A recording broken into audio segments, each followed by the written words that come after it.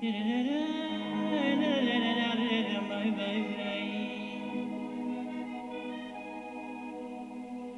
helft euch, auf schöne Kunde, Gewalt, Leute in Genug.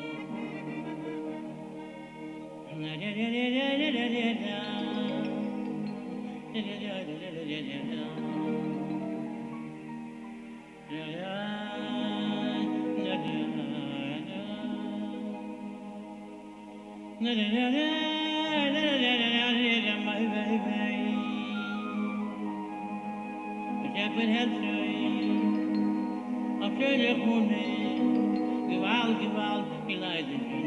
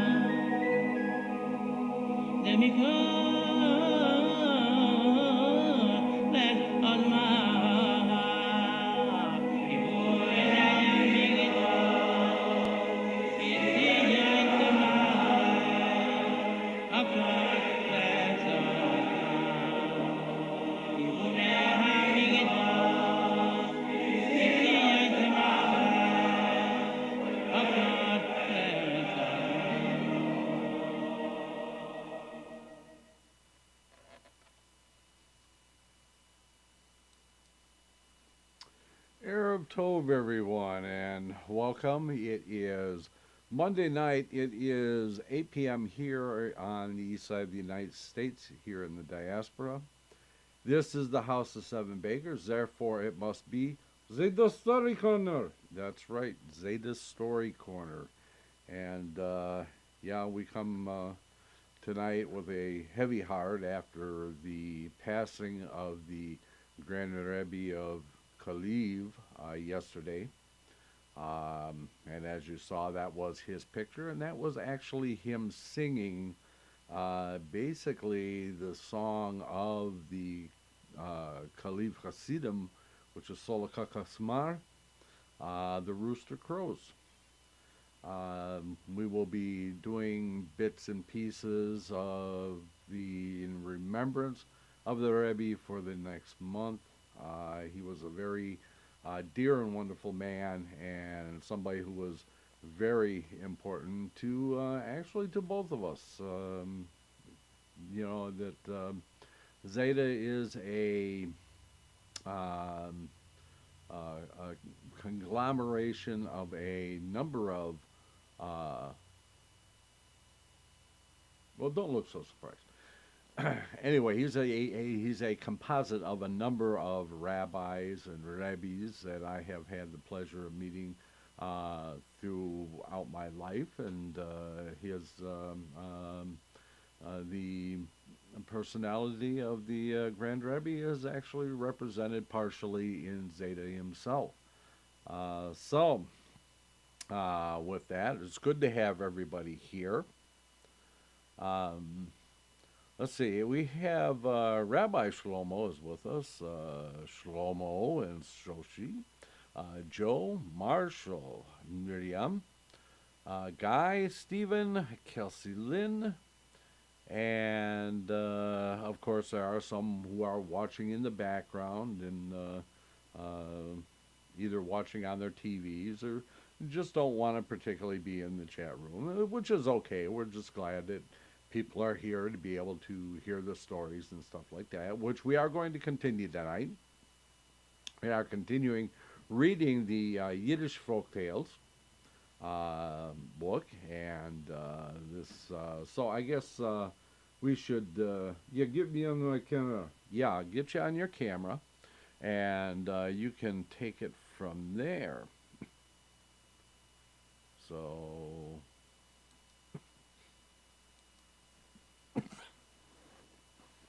There I am. Okay.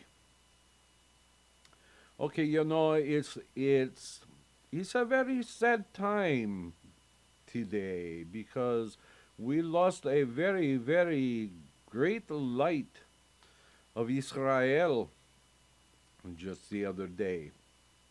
And I've been thinking about this because the Rebbe had so many things that he wanted to do. And over the next weeks, we will be figuring out how we can help to kind of help to bring about those things that the Rebbe wanted to have. We are also going to think about this great light that was taken away from us, maybe too soon, but it is God's will. Baruch Hashem. And we shall do what we can. One of the things that we can do is we can add our light all together to make up for this great light.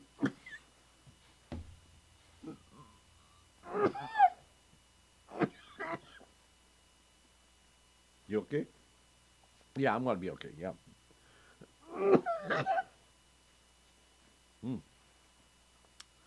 Got something caught in my throat. Well, don't do that. Well, I know I don't particularly want to do it, but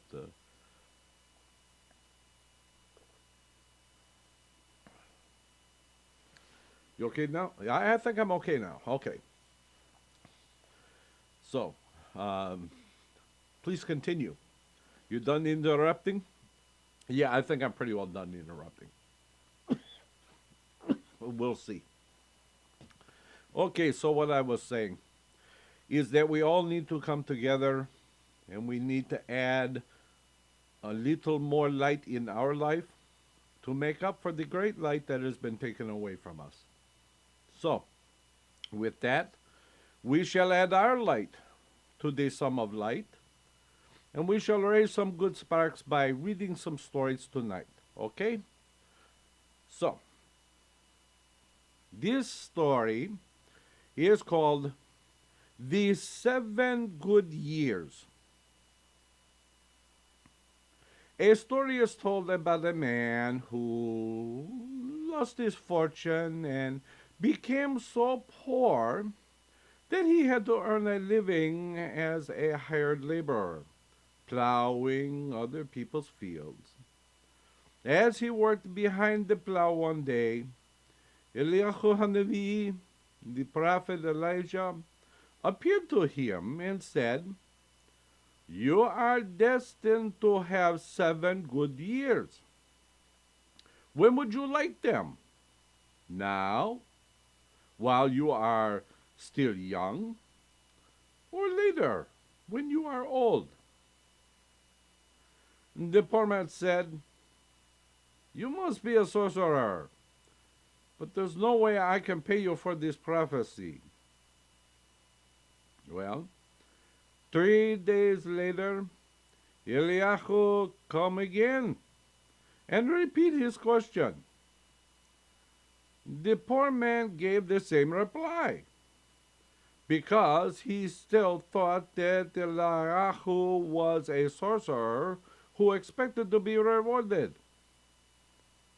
And the fourth day, Eliyahu came once more and said, HaKodesh Baruch Hu, the Holy One, blessed is He, has ordained that you shall have 7 good years.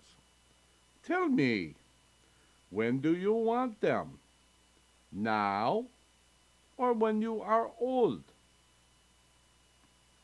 The poor man said, I pray you, let me go home first and ask my wife. So he went home and told his wife everything, and she said, let's take them now. The man went back to the field, where once again Eliyahu Hanavi came to him and asked, when do you want your 7 good years? The poor man replied that he wanted them now. Eliyahu said, go home.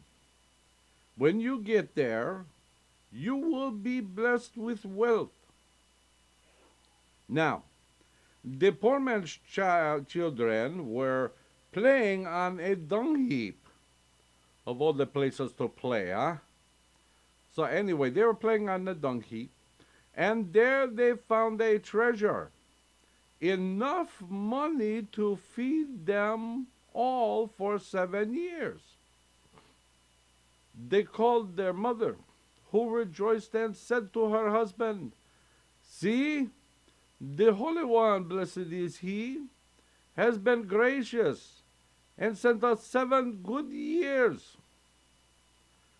Let us now, as pious people do, practice charity throughout our 7 years, and it may be that God will show compassion towards us later.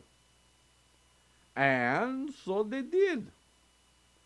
They gave alms to many people. The man's wife told her younger son, dear boy, keep a record of the sums we have given away.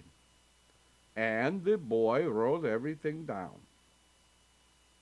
When the 7 years were almost up, Eliyahu Hanavi appeared to the man and said, the time has come for me to take back what I have given you. I want you to return the money.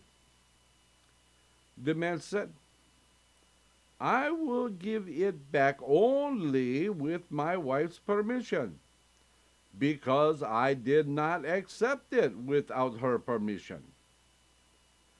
Then he went to his wife and said, the old man is here again, and he wants me to return what he gave. The wife said, ask the old man whether he wants to take the money in order to give it to someone else. And ask him if he has found anyone who is as charitable as we have been. If he has, I'll restore the money so he can give it to those who will make better use of it. The Holy One, blessed is He, noted their words and knew of the good works they had performed.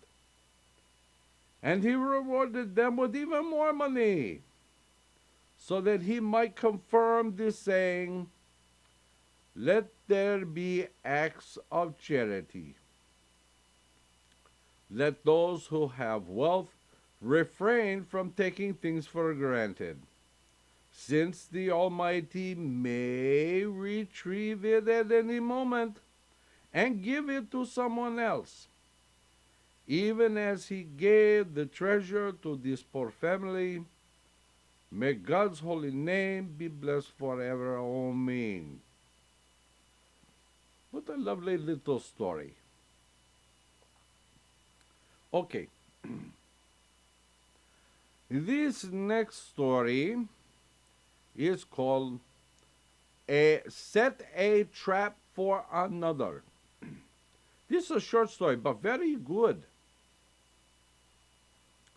Once upon a time, there was a merchant whose dishonest clerk stole some of his goods. The merchant, seeing the theft, decided to get even. When the clerk's wife gave birth to a son, the merchant sent a peasant to the clerk's house to steal the child and bring him to him. What a terrible thing to do. The merchant put the baby in a chest and carried it a great distance away. Then he threw it under a bridge not far from a hut. Who does such a thing, huh? The man who lived in the hut was a fisherman. As he passed by the bridge, his eyes fell on the chest.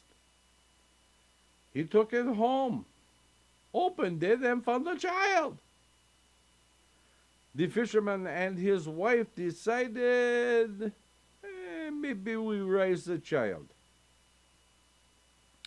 Now, a considerable time went by. The child grew into a handsome youth.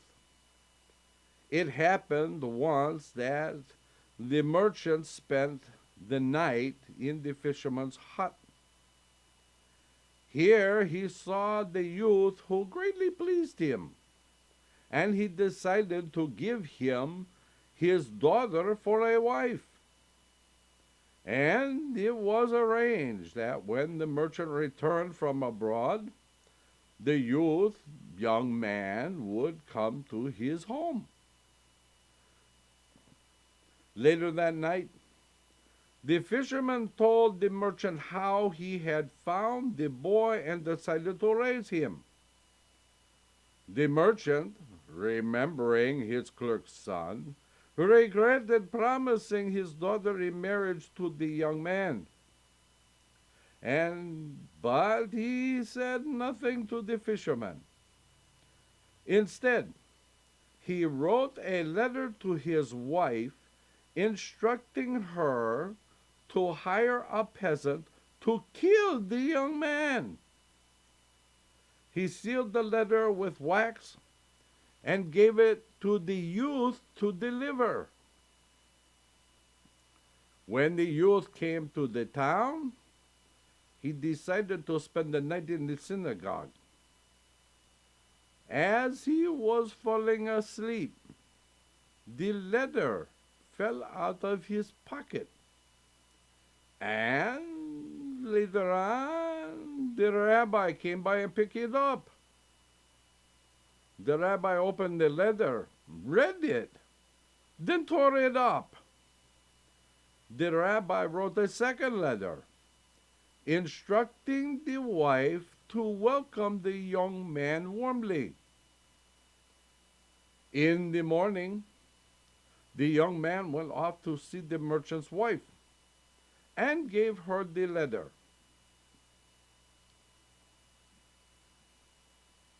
A few days later, a vengeful merchant returned from his foreign travels and was surprised to see the young man was still alive. This time, he paid a present, a large sum, to dig a pit beside the door into which the young man should fall so that he might be killed. But the young man left the house through a second door and did not fall into the pit. Good for him. The merchant, seeing the youth was no longer in the house, went to inspect the pit. But he slipped and fell into it himself. Now the peasant, unaware that it was the merchant in the pit, slew him. And as they say, He who digs a pit for another falls into it himself. Okay, I like that one. So, we go on now. This one is called a Sukkot tale. Okay. A father had two sons. Oh, just kind of like you. Yeah, I know. Just like I do. I have two sons. Yes, yes. One was both pious and good. He always shared whatever he had, and he was so generous that he sold his own houses and lands so that he could give money to the poor. What a nice guy. His brother, on the other hand, was a stingy ne'er-do-well. Once at Hoshana Rabbah time, the seventh day of Sukkot holiday, when everyone's fate is for the coming year is irrevocably sealed, as they say, on Rosh Hashanah it is written, on Yom Kippur it is sealed, and on Hoshana Rabbah the book is put away. Huh? So anyway, the generous man's wife handed him their last 10 rubles and said, "Go to the market and buy what the children need for the festival." As the man walked along, he met the trustees of the charity fund. "How fortunate to see you," they said. "It happens that we are collecting money for a poor bride. Perhaps you can help." "Of course," he said, "of course." And he gave them the 10 rubles. Oh Lord, he thought, when he realized what he had done. How can I possibly go home and face my wife empty-handed? So instead, he walked sadly to the Beit HaMidrash, where he saw children playing with etrogim. He gathered the citrons together and put them in a sack, which he slung over his shoulder. Then he carried it down to the river and boarded a ship that was going to the capital city. Now, it just so happens that the king of that country was very sick, and none of his doctors could find a remedy that would help him. One night, the king dreamed that he would be cured if he ate the citrons over which Jews prayed and uttered blessings during the Sukkot holiday. The next day, the king issued a decree: "Let citrons be found." Soon afterwards, it happened that some of the king's servants went to the riverbank to search the passing boats that came from far away. They hoped to find a merchant who had citrons to sell. And indeed, on one of the boats they came upon the tzaddik, the pious man, sitting on his sack. "Hey," they said, "what sort of merchandise do you have in the sack?" "I'm not a merchant," he replied. "I'm just a poor man, and I have nothing to sell." "Well, let's see what you've got," they said. With that, they searched his sack, and guess what they found? Citrons. "Hey," they said, "what do you call these?" Those? Oh, those are citrons over which Jews recite prayers and blessings during the Sukkot holiday. Well, now, as it happens, that's just what we are looking for, said the servants. And with that, they took the poor man and his merchandise to the king. The king ate the citrons, and guess what? He was cured. To reward the pious man, the king commanded that the sack be filled with gold.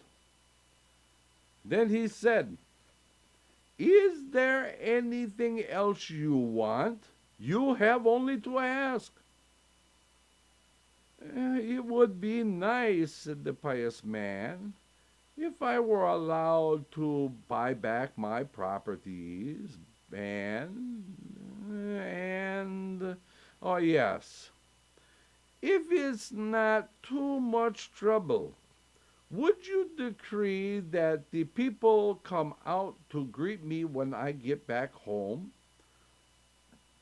Not, God forbid, because I want honor for myself, but because I want them all to know how you were healed by God's miracles and how I was helped through you." "Let your wish be my decree," said the king. And that's what happened. When the pious man arrived in his hometown, the population welcomed him with great honor. The tzaddik's mean-spirited brother was among those in the crowd. As he and his children approached the river bank, a sudden wave caught them up and dragged them into the water, where they drowned. And the generous tzaddik inherited all their property and lived as a wealthy man all the days of his life. How about that, huh? Okay. We do one more story and then we take our break. How does that sound good, huh? Okay, this one, I like this one a lot. This is, it's kind of dark, but it has a good lesson to it. Okay, so this one is called Only 11 Little Fish. Once there was a man and wife who were very poor. They had 9 children. That made, including the 2 parents, 11 altogether. Let's see. It's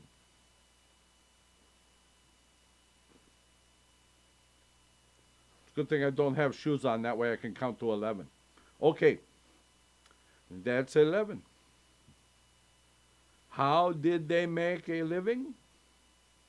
The man used to go to the river to catch fish, but he never caught more than 11 at one time. His family lived on these 11 fish, one for each child and one for each the husband and the wife.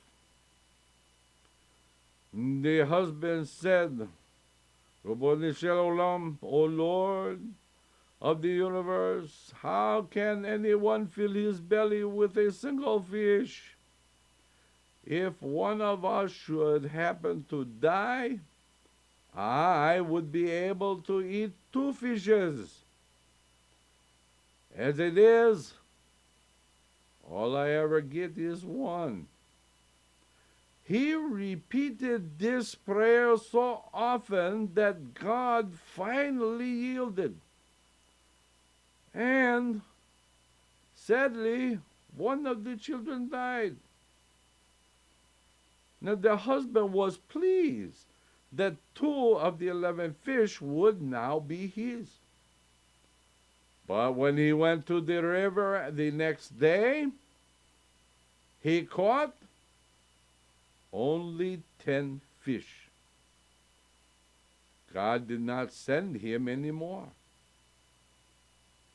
So the husband said, "You see, when there were 11 of us, I caught 11 fish.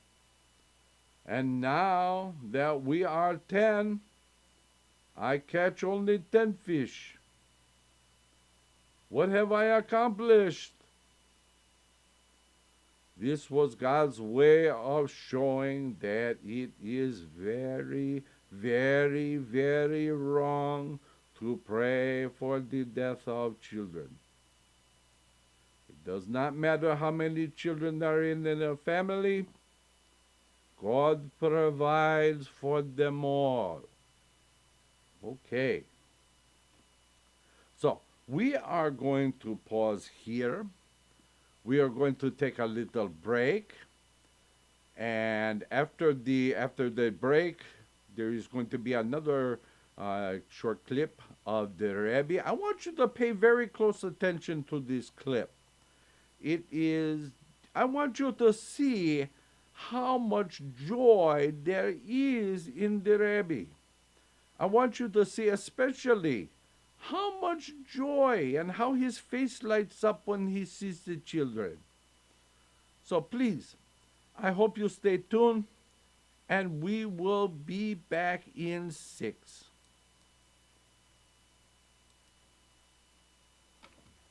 Go to the lobby. Let's all go to the lobby. Let's all go to the lobby to get ourselves a treat. Delicious things to eat. The popcorn can't be beat. The sparkling drinks are just dandy. The chocolate bars and the candy. So let's all go to the lobby to get ourselves a treat. Let's all go to the lobby to get ourselves a treat. It's intermission time, folks, so hurry, hurry, hurry. Step right over to our refreshment center for the most extravagant array of refreshment goodies ever assembled under one roof. Enjoy breathtaking, mouth-watering goodies, everything from a snack to a delicious full meal. At our refreshment center, you'll find a large variety of goodies to satisfy your hunger, your thirst, or your sweet tooth. So hurry, hurry, hurry. Visit our refreshment center now. The show starts in 5 minutes.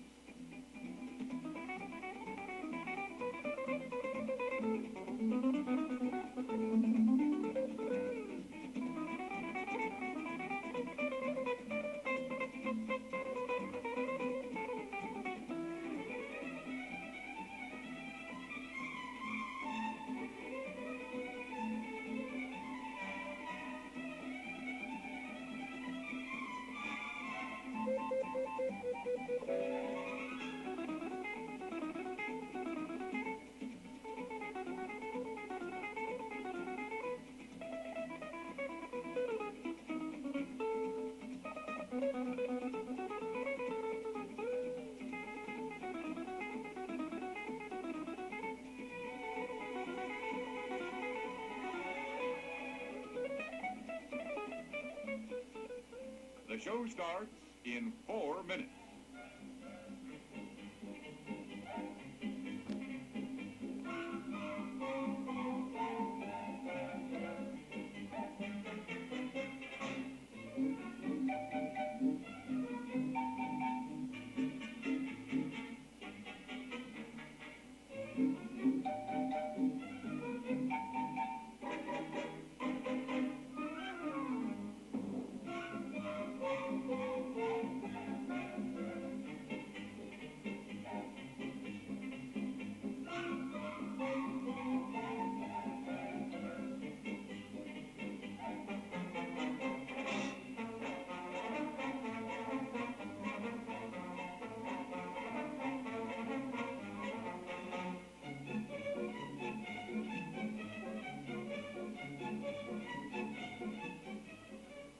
The show starts in 3 minutes.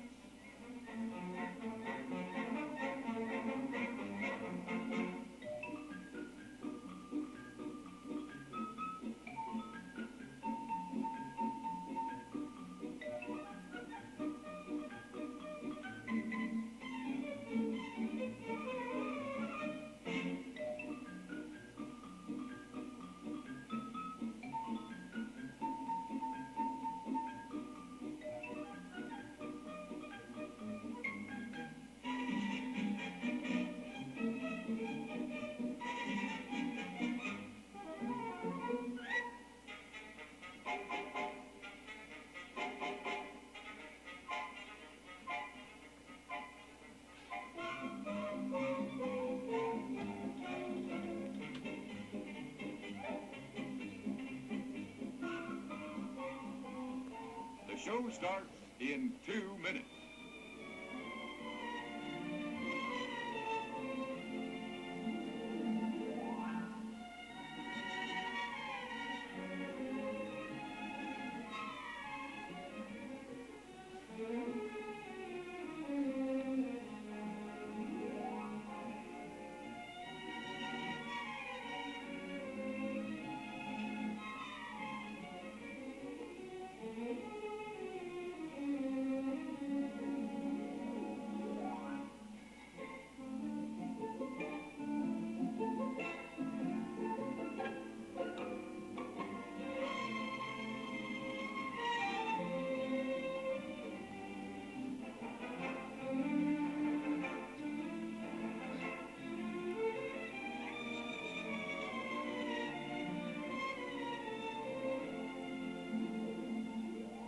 The show starts in 1 minute.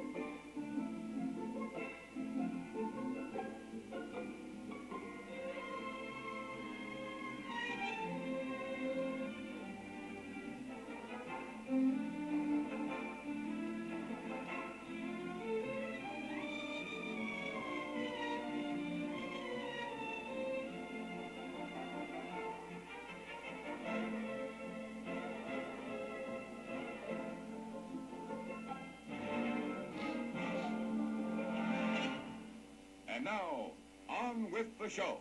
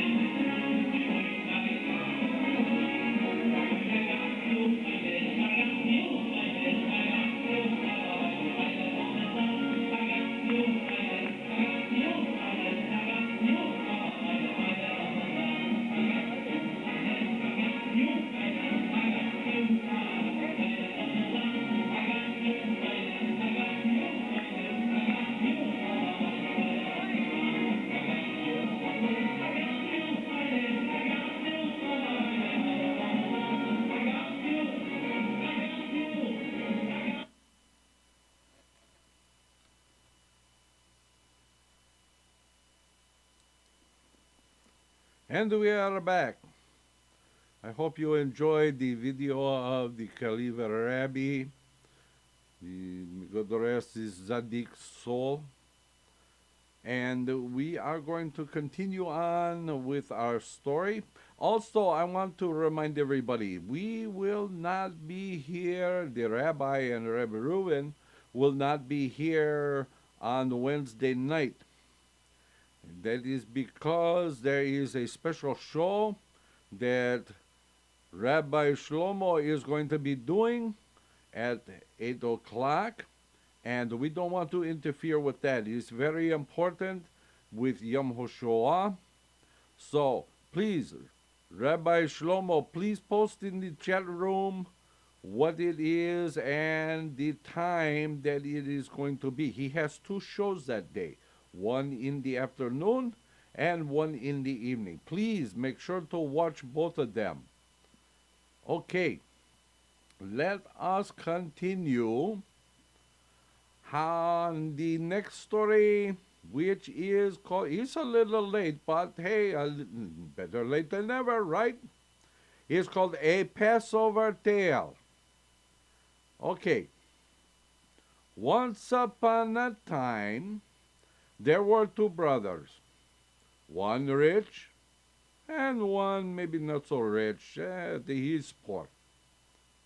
And they had an old mother who lived with the poor son. Well, it happened just before Pesach, and the poor man had none of the things necessary for the Pesach service. Oh, what a shame. So he said to his mother, I'll tell you what, I'll carry you to the rabbi's house where we will stand under one of his windows and listen to him conduct the service, the Pesach service. So the old mother set herself on his shoulders, and they went to the rabbi's house and heard the whole Pesach Seder under a window. Well, meanwhile, the poor man's wife, who had been sleeping, woke up and didn't know where she was. There were signs of wealth everywhere. She was lying on a luxurious bed, and her children were dressed in fine clothes. The table was richly set and piled up with every sort of fine food. And there was a crowd of cooks preparing marvelous dishes. Just then, her husband, the poor brother, came home with his mother on his shoulders. He too didn't recognize his house, since there was a mansion where it had stood. So he went around by another street, but the mansion was still there.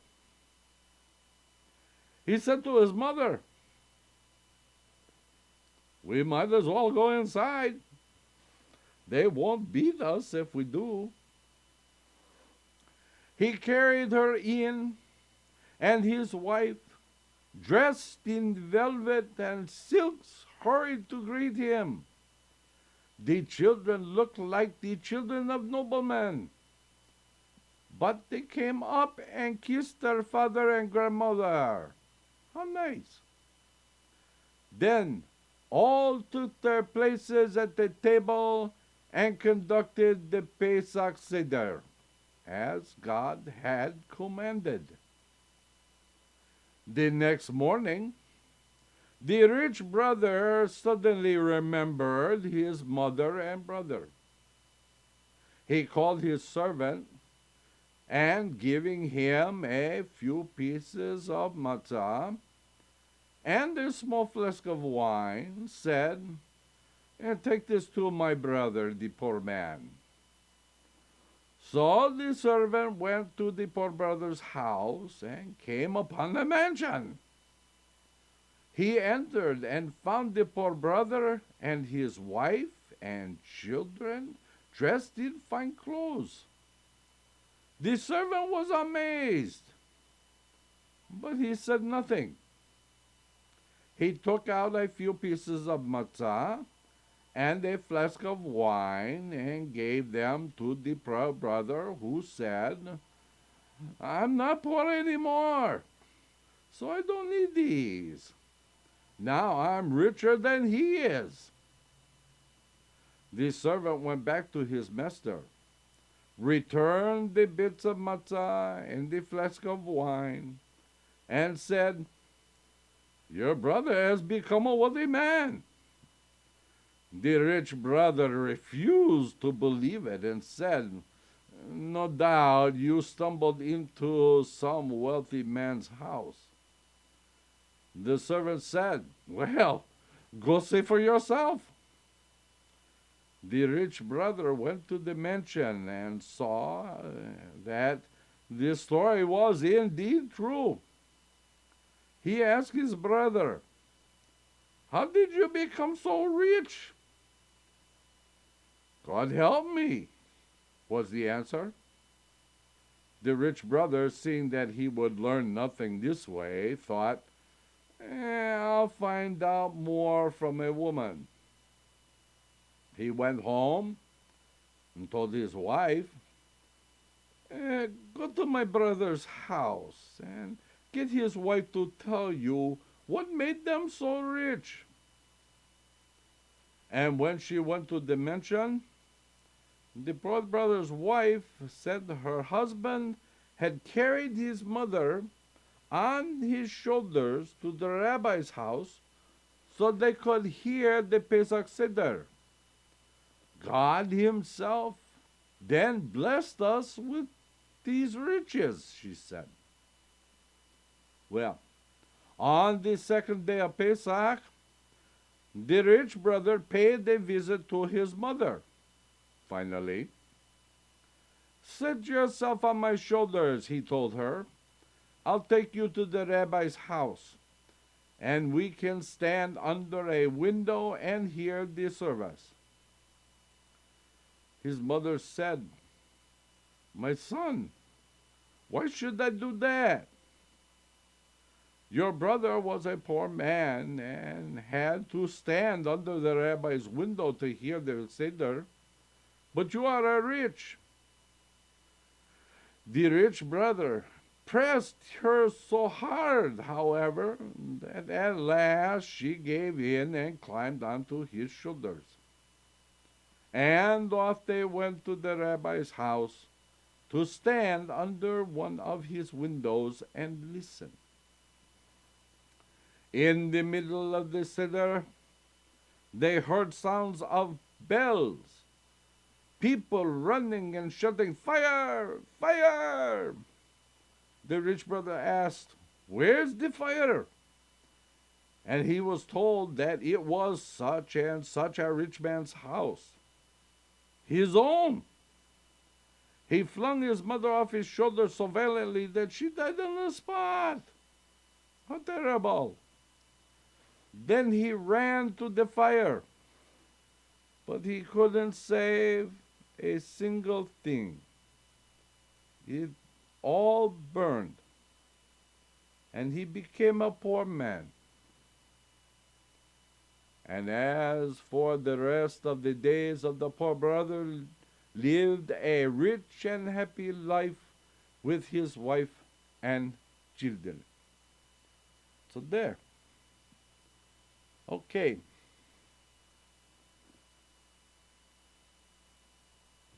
Okay, this one is a long one. We may have to do a cliffhanger on this one, huh? We shall see. This story is called A Shocking Tale of a Viceroy. This story took place in Amsterdam a long, long time ago. The city belonged to an emperor who lived far away. It was ruled by a viceroy. in the same way that a district governor rules in Russia. Nowadays, taxes are paid by each person directly to the state. But long ago, things were different. A tax collector farmed, as they call it, farmed the taxes and paid the king a certain amount. Later, the collector got a commission from the state. Now, this viceroy we are talking about, one of the wickedest of the wicked, and a big spender as well. It's easy to spend when you got other people's money to spend, huh? He was always in need of money. So where do you get it? Where else but from the Jews of Amsterdam? So they endured a great deal from him. Now, there was a rabbi in the city, one of the great rabbis of the kingdom.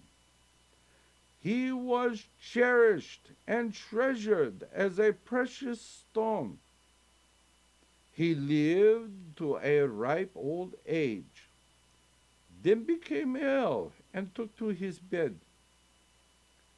People, knowing that his end was near, mourned greatly.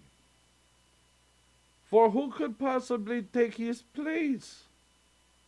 Rabbi, they asked him, who will lead the congregation when, may you live to 120, you pass on? And the rabbi said, I've taken care of everything. Then he died and was buried. When they read his will, this is what they found. It said, let messengers be sent to such and such a town where a rabbi by the name of Cashman lived. Let him be made rabbi of the Jews of Amsterdam. So, 2 messengers were chosen to find Reb Cashman and bring him to Amsterdam. They rode and they rode, visiting towns and villages, until by the help of God, they arrived at their destination and put up in an inn. When they had eaten and rested, they approached the innkeeper. Tell us, sir, where does the rabbi, Reb Cashman, live? The innkeeper said, I've lived here for I don't know how many years, and there's never been a rabbi with that name. So the messengers asked the same question of other people, who all said the same thing. Concluding that the rabbi must have been mistaken, they returned home. Back in Amsterdam, a special assembly was called, and the people decided that their rabbi would not have made a mistake about something in his will. So, 2 new messengers were dispatched to the town to examine the matter thoroughly. There they went from house to house and searched village from one end to the other, but no one had ever heard the name of Reb Cashman. They were on the point of returning home when one messenger said, maybe we ought to go to that settlement over there, those few houses in the open field. They went there and came to a small hut. An old woman and a girl sat there plucking feathers.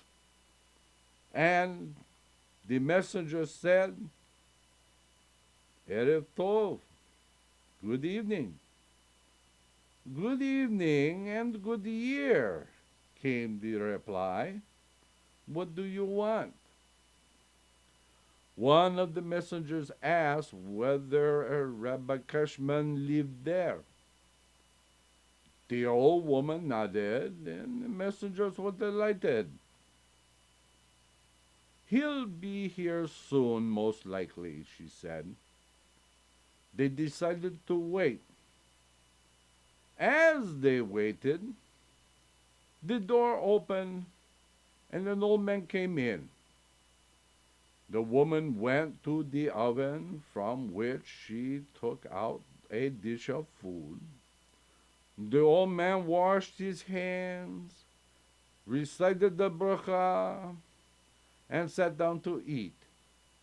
He paid no attention to the messengers, as if they were not there.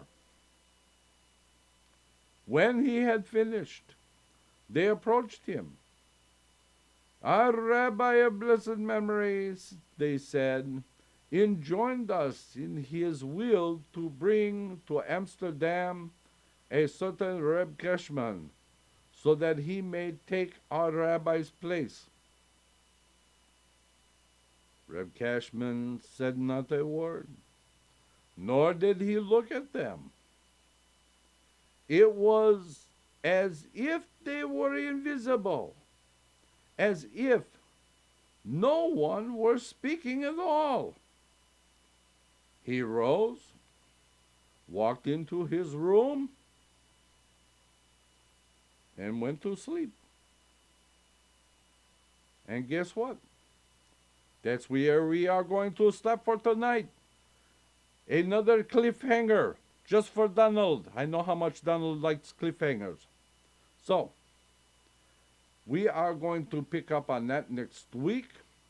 I hope you will all be with us. And don't forget, there is no Torah study on Wednesday because of Rabbi Shlomo's his special broadcast. We will be back. And don't forget, Rabbi Shlomo is also going to be conducting services this Shabbat. And I will be back next Monday. I hope you will all be with me at that time. Until then, we will simply say, Laila Tov.